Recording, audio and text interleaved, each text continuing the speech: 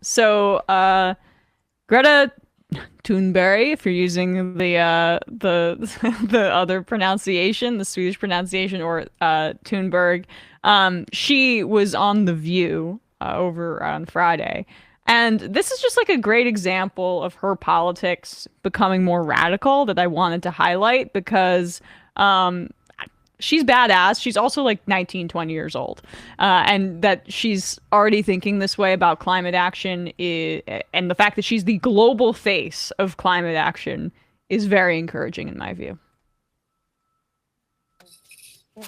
Well, Greta, last month you were detained and carried away by the police while protesting the expansion of a coal mine in Germany. Was this the first time you've been apprehended like that? And given how passionate you are, is it safe to assume this won't be the last? Unfortunately, it seems like we are moving in the wrong direction when it comes to the climate. So unfortunately, if we continue like now, we will probably see more and more people doing the same thing, and me included. I feel like I want to, in the future, be able to look back and say that I did everything I could in this time when we were experiencing an accelerating climate crisis and when we still could avoid the worst consequences of it. We must remember that if we want to see real changes, we can't. If we look through history, if people who were advocating for example, social justice, if they had only used the legal methods, then we wouldn't be where we are today. For example, when it comes to racial rights and women's voting and etc. So we need to think outside the box because this is an existential crisis. Greta, listening to I was appreciative of that, especially given the forum as well. The View, not necessarily always the show that's going to feature that kind of more radical discourse, but it's helpful to especially contextualize it for Americans who have more of might be a little bit more historically understanding of what happened in the civil rights movement.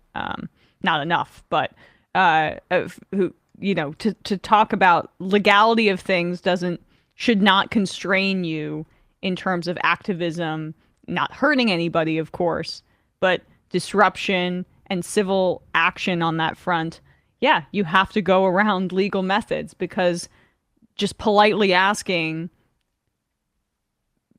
capitalists, people who have a lot of money to tweak their own money-making operations in order to save the planet, it's just not gonna be sufficient. Yeah, I think is CLR James that said capital grants nothing without a demand. And like we have ideas of like the New Deal as like the heroic class trader deeds of FDR, but also important to note that there's like active communists and socialists working for that.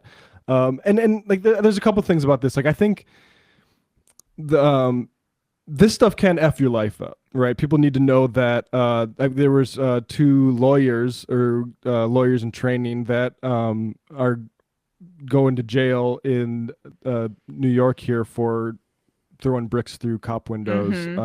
And so I think it's important to be smart. And also people have been caught up with Extinction Rebellion stuff. So I think like the one thing I will say to add to this is like doing this independently is foolish and probably going to rebound against all this stuff needs to be done as part of groups and organized. And I think like that is fundamentally like protests that like, you glue yourself to something and you get arrested for it. Like I think that stuff is righteous, and I have utmost respect for the people that are willing to put themselves on the line for that stuff. The real sort of thing we need is to be able to organize, say, workers and say, this factory is not operating right now.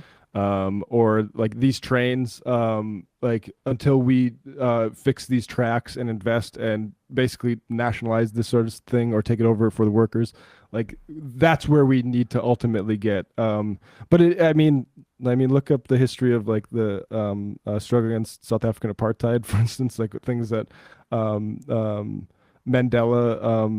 would theorize or strategize about like this. I mean, just go to yeah. sit-ins. I mean, like, Right, yes. right. Like the civil rights protests in this country were there was an active understanding that you're going to get arrested here because this was deemed illegal. It is civil action, and that is how you kind of. I mean, Yes. Rosa Parks, like all of that stuff. Yeah, and like I'm you know a big fan of like civil disobedience, the Thoreau. But like part of that equation is you're going to jail because and part of that equation is you are taking the resources of the state. Now you can't do that as an individual. The state can afford to throw you in prison, and they're not going to even feel it. So like that's why ultimately this stuff it needs to be so collective that like if they were going to try to arrest everyone, it's filling up the entire prison. Right. But anyway, I thought interesting to track her radicalism. And she needs to be. There's an entire like media apparatus that is going to exist to try to keep her into certain confines. Yes. And you know influence her positions on this stuff because she is a spokesperson. And yeah, I applaud and you know solidarity to every move she makes in the right direction.